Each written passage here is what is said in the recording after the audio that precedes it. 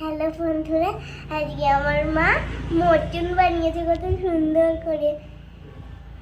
এখানে আছে মটন, আলু, শসা, পেঁয়াজ, শসা। এখানে আছে ভাত, লেবু। কত সুন্দর করে সাজিয়ে বানিয়েছে মা। আমার ভিডিওটা কেমন হলো কমেন্ট করে জানিও। টাটা। দাঁড়াও, এবারে আমি খেয়ে দেখাই।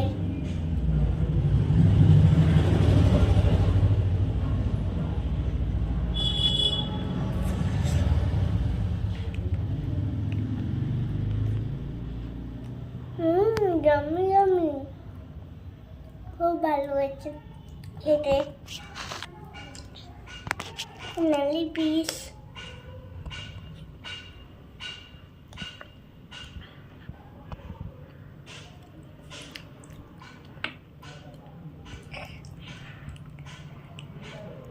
খুব ভালো।